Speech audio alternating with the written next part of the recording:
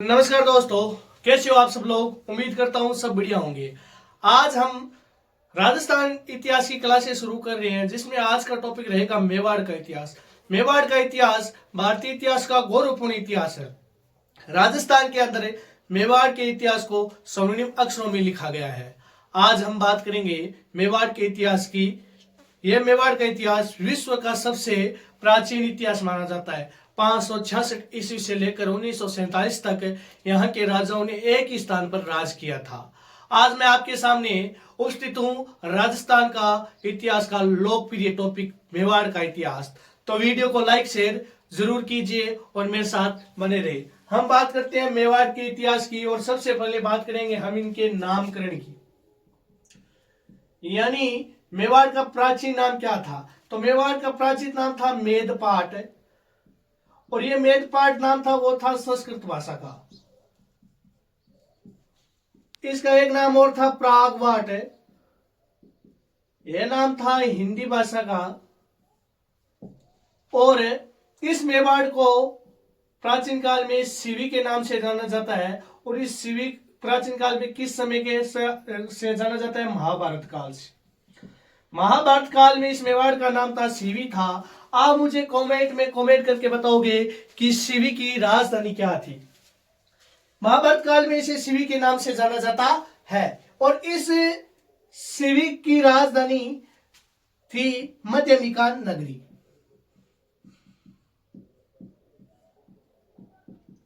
शिवी एक जनपद था। हम भारतीय इतिहास में पढ़ते हैं महाजनपद, और महाजनपद कितने थे प्यारे दोस्तों? 16। और हमारे राजस्थान के इतिहास में संदर्भ में एक भी महाजनपद था, और वो महाजनपद कौन सा था मेरे प्यारे दोस्तों? वो मुझे कमेंट करके जरूर बताइए। देखो, शिवी जनपद था, यह महाभारत काल का नाम था। इसे हम मध्यमिका नगरी कहते हैं। बात करते हैं हम मेवाड़ के शाब्दिक अर्थ की। भाई मेवाड़ का क्या अर्थ है? मेवाड़ का क्या अर्थ है? मेवाड़ का शाब्दिक अर्थ होता है मेरे प्यारे दोस्तों, मेवों से रक्षित प्रदेश। मेवों से रक्षित प्रदेश। ये मेवे चरवाहा और लड़ाकू हुआ करते थे। यानी मेवाड़ का अर्थ होता है मेवों से रक्षित प्रदेश। आप वीडियो को लाइक शेयर जरूर कीजिए। यहां तक किसी को कोई डाउट नहीं होना चाहिए दिमाग में। एक बार पुनः से हम बात करेंगे मेवाड़ के इतिहास की। तो मेवाड़ का इतिहास का हमने नामकरण किया मेदपाट। मेवाड़ को प्राचीन समय में संस्कृत भाषा का एक शब्द है जिसे हम कहते हैं मेदपाट। मेवाड़ को प्राचीन काल में से जाना जाता है। फिर है प्रागवाट, यह हिंदी भाषा का शब्द है। फिर है शिवी, जो महाभारत कालीन शब्द है। और शिवी की राजधानी थी मध्यमिका नगरी, एक शिवी जनपद था। हमारे भारतीय इतिहास के अंदर हम 16 महाजनपद पढ़ते हैं, और 16 महाजनपदों में एक का संबंध हमारे राजस्थान से है, और वह कौन सा है? मत्स्य महाजनपद है मेरे प्यारे दोस्त। कौन सा है? मत्स्य महाजनपद। हम नामकरण पढ़ रहे थे, हमने पढ़ा है इस मेवाड़ के इतिहास में हमने 2 वंश देखने को मिलेगा, एक गुहिल वंश की शाखा और एक सिसोदिया वंश की शाखा। पहले हम पढ़ेंगे गुहिल वंश, और इस गुहिल वंश को पढ़ेंगे। और इस गुहिल वंश की उत्पत्ति कहां से हुई, अलग अलग इतिहासकारों ने अपने अलग अलग मत दिए हैं। पहले इतिहासकार थे colonel James Tod. Colonel James Tod. Colonel James Tod ने गुहिलों को विदेशियों की संतान बताया है। तो कर्नल जेम्स टोड ने विदेशियों की संतान किसे बताया है? गुहिलों को।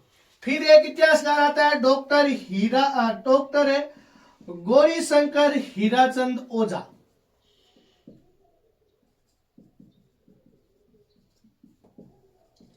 इन्होंने गुहिलों को क्या बताया है? सूर्यवंशी बताया है।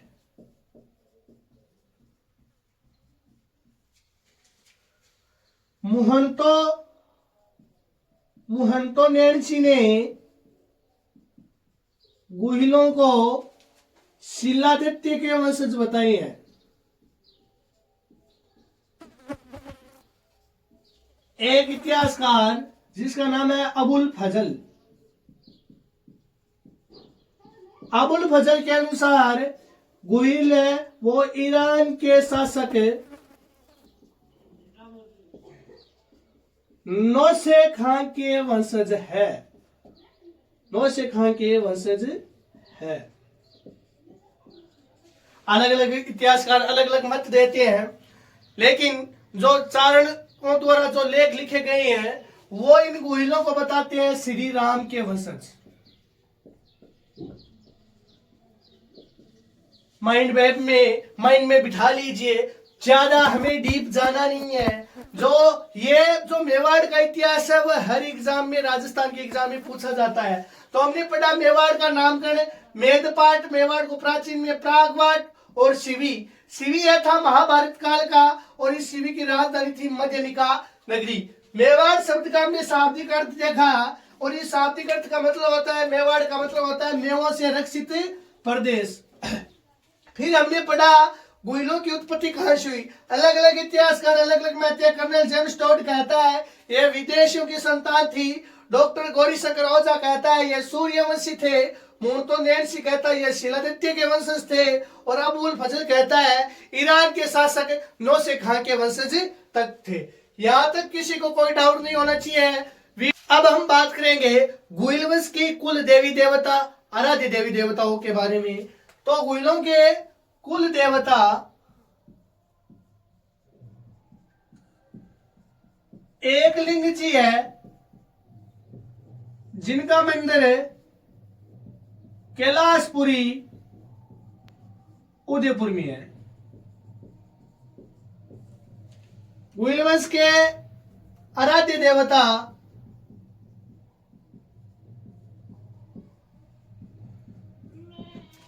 चार भुजानाथ जी,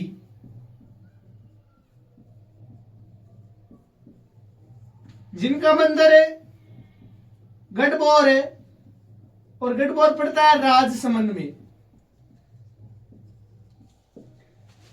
इनकी कुल देवी बाण माता, जिसे बरबड़ी माता भी कहते हैं।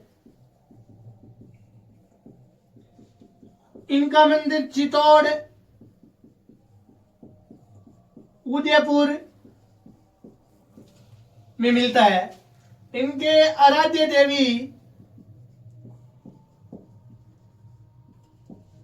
देवी है चार भुजा माता, जिनका मंदिर हमें हल्दी घाटी में देखने को मिलता है। यह हमारे गुहिल वंश के कुल देवता, आराध्य देवता, कुल देवी और आराध्य देवी है। इनको बड़े अच्छी तरीके से याद कर लीजिए, क्योंकि इनका प्रश्न हमें किसी न किसी एग्जाम में देखने को मिलता है। आपसे किसी भी एग्जाम की तैयारी कर रहे हो राजस्थान के संदर्भ में, तो आपको मेवाड़ के इतिहास में से कुछ प्रश्न देखने को मिलते हैं। तो वीडियो को लाइक शेयर जरूर कीजिए, और अपने माइंड मैप के साथ ये आप याद साथ करते चले। लिखना तो है ही, लेकिन जितना ज्यादा साथ में याद होगा, जितना ज्यादा ध्यान से सुनोगे, उतना ज्यादा आपको दिमाग में होगा। एक बार अब पढ़ लिया, और एक बार जब क्लास खत्म हो जाए, जब आप रिवीजन करने बैठो, तो एक बार और देख लेना, आप जिंदगी भर नहीं भूलोगे। अब हम पढ़ेंगे मेवाड़ की शाखाएं, यानी मेवाड़ के हम 5 शाखाएं देखने को मिलती है, जिसमें से पहली शाखा हम पढ़ेंगे चित्तौड़ को। इस चित्तौड़ शाखा की स्थापना 566 ईस्वी में, 566 ईस्वी में, तो 566 ईस्वी में गुहिल वंश की स्थापना किसने की थी? गुहादित्य ने। तो चित्तौड़ की स्थापना, चित्तौड़ शाखा की स्थापना गुहादित्य ने की थी। किसने की थी? गुहादित्य ने। कब की थी? 566। तो चित्तौड़ की शाखा की स्थापना गुहादित्य ने कब की थी? 566 ईस्वी में की थी। फिर है शाहपुरा, 1 नंबर यह होगी। फिर देखो 2 नंबर शाहपुरा, शाहपुरा शाखा है, और शाहपुरा शाखा की स्थापना 1613 में सुजान सिंह ने की थी। शाहपुरा शाखा की स्थापना 1613 में किसने की थी? 1613 ईस्वी में सुजान सिंह ने की थी। यानी हम मेवाड़ के अंदर शाखाएं पढ़ रहे हैं। चित्तौड़ की स्थापना गुहादित्य ने 566, शाहपुरा की स्थापना सुजान सिंह ने कब की थी? 1613 में की थी। फिर है उदयपुर, फिर है 3 नंबर उदयपुर है। उदयपुर शाखा की स्थापना 1559 ईस्वी में राणा उदय सिंह ने की थी। राणा उदयसिंह ने की थी। यानी उदयपुर है, उदयपुर की स्थापना राणा उदय सिंह ने कब की थी? 1559 ईस्वी में की थी। हमें साथ साथ में याद करना है। एक बार फिर देखो, चित्तौड़, चित्तौड़ की स्थापना 566 ईस्वी में गुहादित्य ने, फिर है शाहपुरा 1613 ईस्वी में सुजान सिंह ने, फिर है उदयपुर 1559 ईस्वी में राणा उदय सिंह ने इसकी क्या की थी? स्थापना की थी। फिर है प्रतापगढ़, फिर कौन सी है? 4 नंबर प्रतापगढ़। और प्रतापगढ़ की स्थापना किसने की थी? प्रतापगढ़ की स्थापना सूरजमल ने की थी। कब की थी? 1473 ईस्वी में की थी। 1473 ईस्वी में सूरजमल द्वारा प्रतापगढ़ की क्या की गई थी? स्थापना की गई थी। कितनी पढ़ ली? 4 पढ़ ली। कितनी और रहेगी? 2 और रहेगी। फिर है बांसवाड़ा, और बांसवाड़ा की स्थापना 1518 में जगमाल ने की थी। बांसवाड़ा की स्थापना 5 नंबर है बांसवाड़ा, और बांसवाड़ा की स्थापना 1518 ईस्वी में जगमाल द्वारा की गई थी। किसके द्वारा की गई थी? जगमाल द्वारा की गई थी। फिर बचा डूंगरपुर, और डूंगरपुर की स्थापना 1178 ईस्वी में सामंत सिंह ने की थी। डूंगरपुर की स्थापना 1178 ईस्वी में सामंत सिंह द्वारा की गई थी। तो कितनी शाखाएं होगी टोटल? 6 शाखाएं होगी। और 6 शाखाएं एक बार फिर मैं पुनः यहीं पर याद करना है। हमने बार बार खोलने की जरूरत नहीं होनी चाहिए, सिर्फ दिमाग में लेके चलो। चित्तौड़, शाहपुरा, उदयपुर, प्रतापगढ़, बांसवाड़ा, डूंगरपुर। चित्तौड़ पहली, तो गुहिलवंश के संस्थापक गुहादित्य, कब? 1566 में। फिर है शाहपुरा,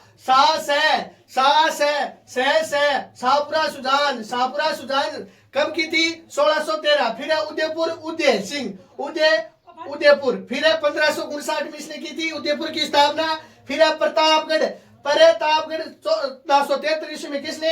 सूरजमल ने। फिर है बांसवाड़ा, फिर है बांसवाड़ा की स्थापना 1518 ईस्वी में जगमाल ने। फिर है डूंगरपुर 1178 ईस्वी में सामंत सिंह ने। अगर आपको यहीं पर याद कर लेना, मैं कहता हूं आप एक बार ध्यान से इस वीडियो को देख लीजिए, फिर जब रिवीजन करो एक बार और देख लो, जिंदगी भर नहीं भूलोगे। हमने अभी तक मेवाड़ का नामकरण, गुहिलवंश के कहां से आए हैं, अलग अलग इतिहासकारों ने अलग अलग वंशज बताई, ये देखा। फिर देखा हमने इनके कुल देवी देवता। अब हमने देखा है इनकी शाखाएं। देखो, जो मेवाड़ी ध्वज था, अब हम बात करेंगे मेवाड़ी ध्वज की।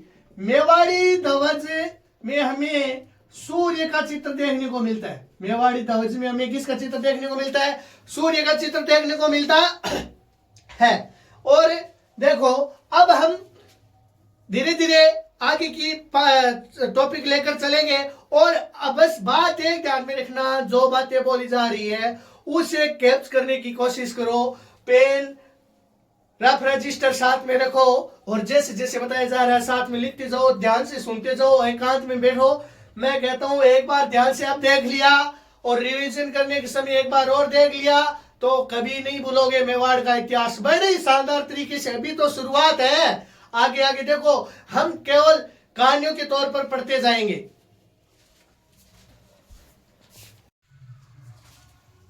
अब हम पढ़ेंगे गुहिलवंश के बारे में। अभी तक हमने जानकारी ली थी वो मेवाड़ की सामान्य जानकारी थी। अब पढ़ेंगे गुहिलवंश के बारे में।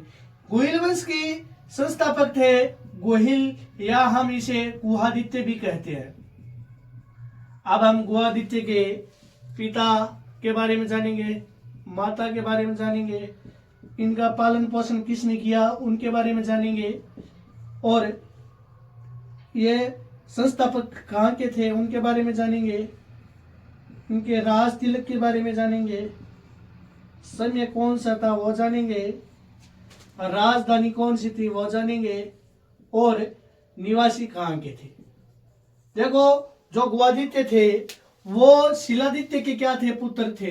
यानी गुहादित्य के पिता का नाम शिलादित्य था, जो गुजरात के क्या थे? राजा थे। इनकी माता थी पुष्पावती। इनका पालन पोषण कमलावती व विजयादित्य ने किया था। और यह संस्थापक कहां के थे? चित्तौड़ के। राज तिलक किया था मंडलीप भील ने। देखो ज्यादातर भील थे ऊंद्री व अणोदा गांव के, ऊंद्री व अणोदा गांव के भीलों द्वारा इनका क्या किया जाता था, राज तिलक किया जाता था। ऊंद्री गांव के और अणोदा गांव के भीलों द्वारा क्या किया जाता था, इनका राज तिलक किया जाता था। समय था 566 ईस्वी। समय कब का था, 566 ईस्वी थी। राजधानी थी नागदा। ये वल्लभी गुजरात के क्या थे, निवासी थे। वल्लभी कहां पड़ता है, गुजरात में पड़ता है, वहां के निवासी थे। देखो इनका पालन पोषण कमलावती और विजयादित्य ने किया था।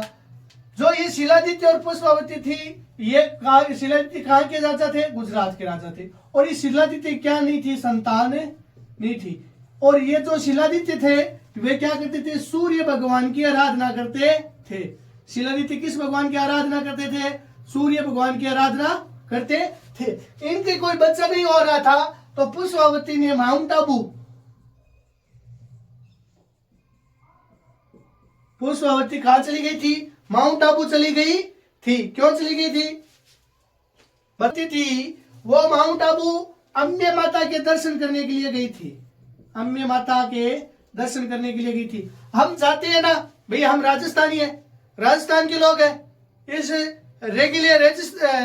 रेगिस्तान के अंदर बसने वाले लोग हैं। हम तो जाते हैं भाई, पैदल यात्रा करते हैं ना, जिसे हम यात्रा ही बोलते हैं। तो ये जो पुष्पावती थी वो गुजरात से माउंट आबू अम्बे माता की यात्रा करने के लिए आई थी। किसके लिए, बच्चा प्राप्ति के लिए।